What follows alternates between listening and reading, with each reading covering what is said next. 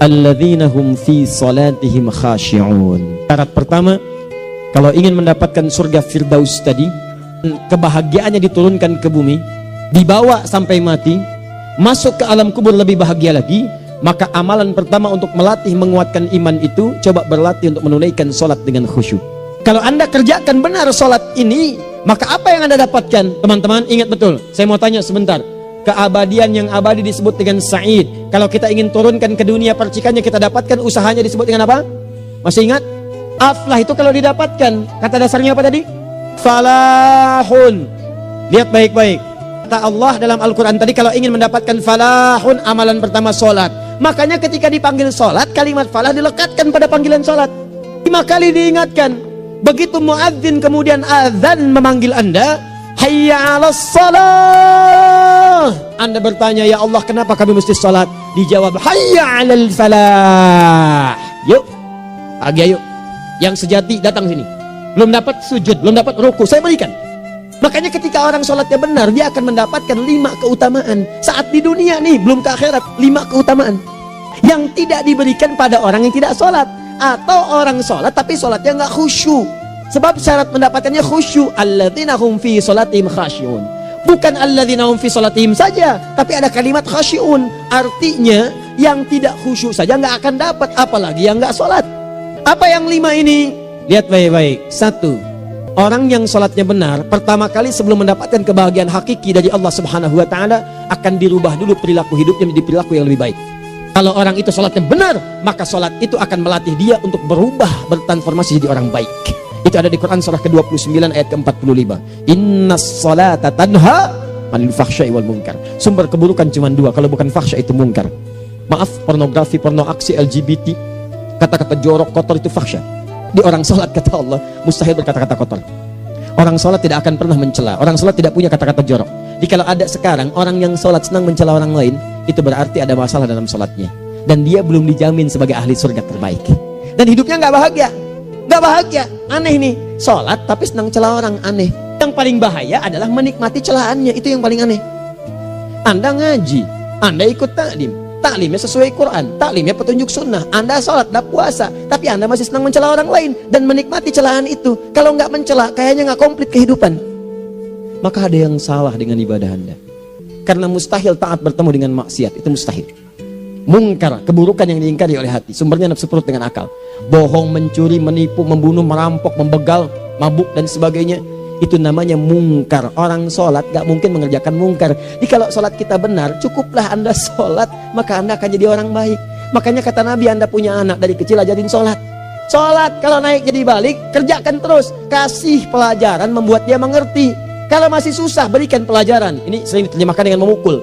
Mukul di Arab beda dengan konteks mukul sekarang. Mukul di Arab tuh ngasih pelajaran supaya ngerti. Anda bisa terjemahkan dengan konteks lain. Uang jajannya tahan, yang kesukaannya simpan dulu. Bisa dengan konteks kekinian. Tapi poinnya, kenapa anak Anda dari kecil ajarin sholat, sampai kenalkan dengan masjid, ajari 3 tahun bawa ke masjid, kenalkan dengan masjid. Gak ada masalah lari-lari itu sebelum waktu sholat.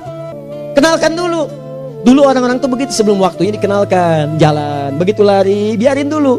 Setelah itu diberi pengertian. Nah, ini bukan tempat berlari, yang berlari di sana nanti, yang di sini nanti akan ada orang-orang baik semuanya. Terus anda lihat berbaris, baris rapi.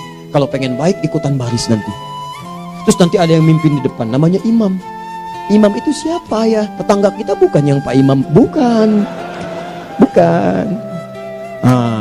Kalau tetangga kita namanya Imam S. Arifin.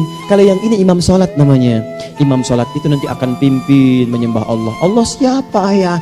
Allah itulah yang memberikan ayah rizki. Allah itu yang memberikan ayah rizki sehingga bisa beli tobot buat kakak, beli robokar poli, ini yang poli, ini yang embers, ini yang heli, ini dulu kakak semuanya tuh yang kasih Allah. Nanti kalau kakak bagus bisa ikut rapi di sini, Allah akan senang, akan ditambah lagi oleh Allah. Oh begitu ya, datang begitu caranya. Nih 2, orang kalau sholatnya benar, Allah akan berikan ketenangan dalam jiwanya. Tenang hati. Jangankan musibah kecil, musibah paling besar pun tenang aja dia. Tenang, dia paham rumusnya. Allahu Akbar. Turun Quran surah ke-13 ayat ke-28. Ala bidzikrillahi tatmainnul Yakinkan pada dirimu, zikir kepada Allah membuat hati tenang. Di antara turunan zikir amalannya adalah sholat. Dari mana taunya? Quran surah ke-20 ayat ke-14. Innani anallahu la ilaha illa ana fa'budni wa aqimis salata li dzikri. Saya Allah, kata Allah ke Nabi Musa. Tidak ada Tuhan selain saya, sembah saya. Bagaimana menyembahmu ya Allah? Tunaikan sholat sebagai zikir kepada saya. Zikir. Nah, maka kalau anda sedang tidak tenang, ayo ke masjid. Banyak zikir itu, baca Quran zikir. Quran surah 15 ayat 9. Inna nahnu nazzalna dzikra. Kami turunkan Al-Quran sebagai zikir. Jadi kalau anda sedang baca Al-Quran, anda sedang berzikir. Berdoa, zikir. Quran surah ke-7 ayat 205. Wadhkur rabbaka fi nafsika tadarruan wa khifatan wa dunal jahri minal qaul. Ayo berzikir, minta kepada Allah dengan segenap jiwamu, mohon dengan penuh ketawaduan. Nanti ketenangan diberikan. Menyebut nama Allah, Al-Asmaul Husna itu zikir. Sedang ada persoalan, ya Allah, ya Allah, ya Allah, ya Rahman, ya Rahim, ya Malik, ya Kudus, ya Allah, ya Allah, ya Allah, ya Allah. Zikir. Dalilnya Quran surah kedua ayat 152. Fadhkuruni azkurkum. Sebut namaku, zikir. Aku pun akan mengingatmu. Gimana menyebutnya? Ditafsir di Quran surah 17. Ayat keberapa? 110. Qulid Allah awid Rahman ayyamma tad'u falahul asmaul husna. Sebut nama Allah. Itu menenteramkan pada jiwa. Sedangkan sholat gabungan dari semua zikir tadi. Bukankah dalam sholat anda baca Al-Quran? Bukankah dalam sholat anda menghafal Al-Quran? Bukankah dalam sholat anda berdoa? Bukankah dalam sholat anda istighfar? Anda mohon digabungkan semua itu. Amalan sholat menggabungkan semua jenis zikir. Masa anda nggak tenang juga? Makanya sholat, jangankan sholat ya, tempat sholat itu yang menenangkan. Tempat sholat, tempat paling tenang di muka bumi. Silahkan cek, kalau cari ketenangan datang ke masjid. Masuk, wudhu masuk, sholat 2 rakaat, tenang. Dekat kipas angin, saking tenangnya, plak, ngantuk tidur. Beneran. Itu gambarannya, tiga. Orang yang sholatnya khusyuk benar, itu dijamin langsung oleh Allah Subhanahu wa Ta'ala akan dimudahkan semua urusan hidupnya, termasuk rezekinya. Anda kalau benar sholatnya, itu langsung dijanjikan oleh Allah. Rezeki itu nggak perlu anda banyak pikirkan. Ikhtiar sedikit, datang. Bahkan dari sisi yang tidak anda duga. Apa dalilnya? Quran surah ke-65 ayat 2 dan 3. Ditafsir di Al-Baqarah ayat 2 dan 3. Wa may yattaqillaha yaj'al lahu makhraja. Ada orang yang meningkatkan takwanya kepada Allah, kami mudahkan urusan hidupnya. Setiap persoalannya diberikan jalan keluar, mudah. Solusi. Setiap ada problematika, ada solusi. Wa yarzuqhu min haitsu la yahtasib. Dan kalau dia ingin mendapatkan rezeki, bahkan kami kirimkan dari sisi yang tidak dia duga. Orang lain capek ini datang lagi, tawaran proyek datang lagi. Utsman tuh Masya Allah kayaknya banyak, tapi yang paling dirindukan bukan saat mendapatkan peningkatan omsetnya, yaitu saat dia mendapatkan waktu khusus dengan Allah untuk sholat malam hari, sampai-sampainya sempat sholat tahajud sampai khatam Al-Quran. Abdurrahman bin Auf demikian, Tamim Ad-Dari demikian, sholat karena tahu sholat itu meningkatkan rezeki. Karena tahu kuncinya ada di situ, Allah yang punya rizki, disebut dengan Razzaq, pemilik rizki. Maka saya harus punya hubungan dekat dengan Allah. Kalau sudah punya hubungan dekat, mau apa aja gampang. Belum minta, udah diperhatikan. Silahkan cek, anda punya hubungan baik dengan bos anda di kantor. Sebelum anda minta, beliau udah pikirin tuh. Telepon bendahara, dia udah ngambil belum gajinya? Belum pak, tambahkan bonus sekian. Kenapa? Karena dia mengawasi anda. Allah maha tahu dibandingkan dengan bos anda. Mendekat kepada Allah, semua diperhatikan oleh Allah. Siapa orang takwa itu? Kalimat takwa pertama di Al-Quran Al-Baqarah ayat 2, amalannya ayat 3. Dzalikal kitabu la raiba fihi hudal lil. Siapa muttaqin itu? Ayat 3-nya. Alladzina yu'minuna bil ghaib wa yuqimunas shalah. Gampang. Kalau pengen mudah hidupnya gampang. Biaya nggak mahal, tenaga nggak banyak, tingkatkan takwa nih. Jadi kalau hidup anda masih susah, di kantor champion, di rumah tangga bermasalah terus, atau sebaliknya, maka boleh jadi kalau gelar anda tinggi, harta anda banyak, tapi selalu punya masalah. Bukan anda kurang hebat, bukan anda kurang kedudukan, bukan anda kurang kaya, anda kurang takwa. Dan yang paling dahsyat, mungkin sholat anda belum berkualitas. Orang yang sholatnya benar, khusyuk dia, bahkan saat sholat itu kalau dia minta, maka seketika doanya akan dikabulkan. Tanpa diskusi, langsung seketika. Contoh Quran surah ketiga ayat 38 sampai 39. Demi Allah saya katakan, Nabi Zakaria punya masalahnya pelik. Sudah berumah tangga, istrinya divonis monopos, maaf bahkan mandul. Gak mungkin punya keturunan. Maka apa yang beliau kerjakan? Secara singkat beliau sholat. Begitu sholat minta kepada Allah. Hunalika da'a Zakaria rabbah. Di mihrab itu beliau bermohon kepada Allah. Bermohonnya sambil sholat. Qala rabbi habli min ladunka dzurriyyatan thayyibah innaka sami'ud du'a. Ya Allah, mereka katakan saya nggak mungkin punya keturunan. Sekarang saya ingin katakan, ya Allah, saya hanya minta darimu saja, saya nggak akan dengarkan mereka. Ya Allah, mohon engkau maha mendengar, ya Allah. Maha mendengar doa saya. Kalau kepada yang maha mendengar aja nggak mengabulkan, kepada siapa lagi saya mesti minta? Apa yang terjadi? Fanadatul malaikat wa huwa qa'imun yusalli fil mihrab. Turun malaikat mengabarkan sedangkan beliau masih sholat, belum selesai dalam sholatnya. Sholat khusyuk itu belum selesai sholat aja dikabulkan, doa sudah turun. Sholatnya belum selesai, doa sudah dikabulkan. Annallaha yubashshiruka bi Yahya. Allah kasih kabar gembira, doa kamu didengar, dikabulkan, kamu akan punya anak, namanya langsung dari Allah Yahya. Artinya hidup yang mustahil menurut manusia, lahir seorang dari rahim perempuan yang menepus dan mandul bayi yang hidup. Kata Allah, nggak ada yang mustahil bagiku, jadi dia. Berita baiknya, Nabi Zakaria sholat dikabulkan. Umat Nabi Muhammad sebelum sholat sudah ditunggu oleh Allah, mau minta apa aku kabulkan sekarang. Hadisnya qudsi, saya bacakan. Hadatsana qala Rasulullah sallallahu alaihi wasallam, qala Allah azza wa jalla, qasamtu shalah baini wa baina abdi. Kata Allah, saya bagi dua ya salat antara aku dengan hambaku. Wali abdi ma sa'ala. Kalau hambaku benar salatnya, aku berikan apapun yang dia minta sekarang. Idza qala al-abdu alhamdulillahi rabbil alamin. Bagian pertama, kalau hamba benar dibaca Al-Fatihahnya dari alhamdulillahi rabbil alamin, kalau Allah azza wa jalla dijawab oleh Allah, hamadani abdi, hambaku sedang memujiku. Wa idza qala ar-rahmanir rahim, jika hambaku berkata ar-rahmanir rahim, kalau Allah azza wa jalla asna alayya abdi, hambaku sedang menyanjungku. Wa idza qala maliki yaumiddin, kalau Allah azza wa jalla majjadani abdi, kalau hambaku mengatakan maliki yaumiddin, kata Allah hambaku sedang mengagungkanku. Perhatikan sekarang. Wa idza qala al-'abdu iyyaka na'budu wa iyyaka nasta'in, jika hambaku berkata sekarang, ya Allah, kami sekarang ibadah, sholat menyembahmu, dan kami sekarang sedang punya masalah, kami hanya minta tolong kepadamu ya Rabb. Apa jawabannya? Beda dengan sebelumnya. Kata Allah, hadza baini wa baina abdi, inilah perjanjian antara aku dengan hambaku. Wali abdi, kalau hambaku benar khusyuk sholatnya sampai detik ini, baru sampai Al-Fatihah itu pun belum tuntas. Baru sampai Al-Fatihah itu pun belum tuntas. Kalau benar bacaannya, betul sholatnya dari takbir sampai dengan selesainya, sampai ayat itu, iyyaka na'budu wa iyyaka nasta'in, kata Allah, masalah apapun yang dia minta sekarang, aku akan kabulkan. Besok saya kasih rahasia.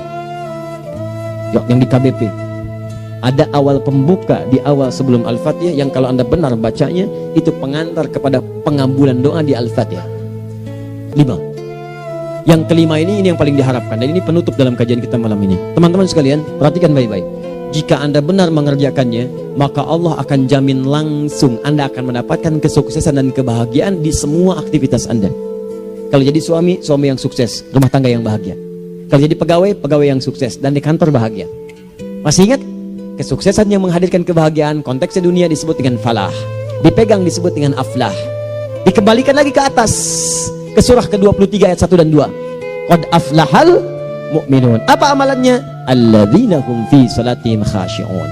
Persoalannya, kalau Anda sholat belum mendapatkan satu di antara 5 ini, apa masalahnya? Pertama masalahnya, kata Al-Quran, boleh jadi yang sholat itu belum khusyuk. Apa itu khusyuk? 2 maknanya, dan saya tutup di sini. Apa yang 2 itu? 1, kebanyakan orang sholat masih membawa dunia dalam sholatnya. Makanya kalau pengen khusyuk, kata Allah, maka Anda rasakan akan bertemu Allah. Rumusnya Quran surah kedua ayat 45 sampai 46. Rasakan secara singkat, mungkin itu sholat terakhir yang Anda akan kerjakan dalam kehidupan. Mungkin di sholat itu Anda wafat. Kata Allah, alladzina yadhunnuna annahum mulaqu rabbihim. Orang khusyuk itu sudah kelihatan dari sebelum sholat, dia sudah merasa persiapan menghadap Allah. Persiapan ke manusia aja, dia sudah siap-siap, mandi dulu, ganti pakaian, pakai parfum, macam-macam dan sebagainya, hanya memenuhi undangan manusia. Allah mengundang Anda 5 kali dalam sehari. Ya maaf, mengabulkan doa Anda, mencukupkan kebutuhan, menyembuhkan kalau sakit, disiapkan Anda. Harusnya apa? Penampilan sempurna. Kata Quran, orang khusyuk itu kelihatan sebelum sholat, pakaiannya kelihatan. Quran surah 7 ayat 31, ya bani Adam khudhu zinatakum inda kulli masjid. Hai anak cucu Adam, kalau tiba panggilan dari masjid, kenakan pakaian terbaikmu. Di anak cucu Adam tuh kelihatan. Kalau orang khusyuk, begitu adzan kelihatan pakaiannya lain. Pakaiannya indah. Khudhu zinatakum, kenakan pakaian terbaikmu. Dipakai, bertemu Allah. Bertemu manusia aja pakaian bagus-bagus. Bedakan. Pakaian futsal, pakaian sholat, ganti dengan yang sholat. Ini gimana pakaian sholat pakai pakaian futsal? Depannya gambar Messi, belakang Ronaldo. Repot. Malaikatnya juga bilang, kamu salah baju, harusnya Luka Modric. Cara berpikirnya bagaimana kalau besok meninggal? Gak kesampaian, teman-teman sekalian, gak kesampaian. Nah maka dari itu, Anda kalau mau ada panggilan sholat, siap-siap baju yang bagus, itu sempurnakan. Anda panggilan orang, mandi. Panggilan Allah, buka Quran surah 5 ayat 6, sempurnakan wudu. Ya ayyuhalladzina amanu idza qumtum ila sholati faghsilu wujuhakum, wudu yang baik, berpakaian yang rapi. Kenapa? Karena boleh jadi saat dipanggil Anda wafat saat itu. Maka wafat Anda dalam keadaan yang suci, dengan keadaan tobat, dengan pakaian terindah pada saat itu. Yang kedua, maaf, orang-orang kurang khusyuk itu saya tutup. Yang kedua itu karena kebanyakan orang sholat tidak paham, tidak mengerti apa yang dibaca dan dilakukan dalam sholatnya. Jujur pada diri sendiri, jawab pada diri Anda. Sampai sekarang Anda sholat, berapa persen bacaan sholat yang Anda pahami? Jangan-jangan selama ini Anda sholat ribuan kali sujud, ribuan kali ruku, nggak ada yang paham yang dibaca. Sekian persen yang paham. Bagaimana sholat Anda bisa khusyuk? Pekerjaan Anda dipahami, urusan akhirat Anda nggak dipahami. Di mana cara berpikirnya? Aku yang bagaimana atau engkau yang harus bagaimana? Ya, coba berubah. Nah, ini baru satu amalan, belum yang lainnya. Ada 5 amalan lagi yang kalau kita bisa turunkan itu, selain sholat yang khusyuk, maka jaminan tadi akan datang. Baru sholat khusyuk aja 5 datang, apalagi ditambah dengan 5 amalan lainnya lagi. Demi Allah saya katakan, dunia kecil sekali, gak ada nilainya. Akhirat aja enak. Dan cara berpikirnya kalau sudah pakai iman, semua nikmat. Ada uang nikmat, gak ada uang nikmat, sakit nikmat, karena cara berpikirnya lain. Nanti kita bertemu lagi, saya terangkan pada Anda, dan saya contohkan satu kisah. Bahkan ketika ada orang yang diuji Allah dengan ujian yang sangat luar biasa, yang menurut sementara orang itu ujian sangat luar biasa, menggetarkan jiwanya dan susah untuk bertahan, tapi orang ini nikmat saja menjalaninya. Nikmat. Ada yang di rumah tangga, ada yang di macam-macam, contohnya banyak. Satu contoh saya berikan di Malaysia, suami istri, wah luar biasa. Istrinya itu cerewetnya Pak, bukan cuma cerewet, ngeselin bagi suaminya. Maaf Bu ya, bukan ibu maksudnya. Jadi semua yang dikerjakan suami salah. Pengen mangga, ayah, kalau kita sekarang dibeli mangga, kenapa mangga yang ini? Saya pengennya mangga yang lain. Belikan mangga, kenapa beli mangga aja? Jeruknya mana? Jeruk, semua. Pokoknya semua yang kerjakan suami salah. Tapi suami tidak pernah mengeluh. Ini kerjakan, itu kerjakan. Satu kali, perhatikan cara memandangnya. Ketika iman sudah masuk ke dalam jiwa, kata temannya, akhi, istri kamu ini begini, nyusahin kamu, kenapa kamu gak cari yang lain? Kan gampang, ada syariat, udah pisahin aja, cari yang lain, kamu tenang ibadah. Apa jawabannya? Allah sudah turunkan surga ke saya lewat dia, kenapa kamu meminta saya untuk menjauhinya dan meninggalkan surga saya? Di cara melihat dia, bukankah ketika ada berbagai keluhan saya sabar? Bukankah sabar mendekatkan saya ke surga? Allah kirimkan tipikal istri seperti ini supaya mendekatkan saya ke surga.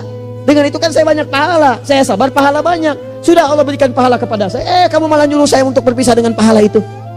Perhatikan cara berpikirnya, indah. Kalau rumah tangga seperti ini semuanya enak. Suaminya biasa-biasa, istrinya cantik, luar biasa. Begitu berdandan kelihatan, kata suaminya, Masya Allah, wajahnya tak berpaling, mata tak berkedip. Kata istrinya, ya zauji madzabik, sayang kamu kenapa?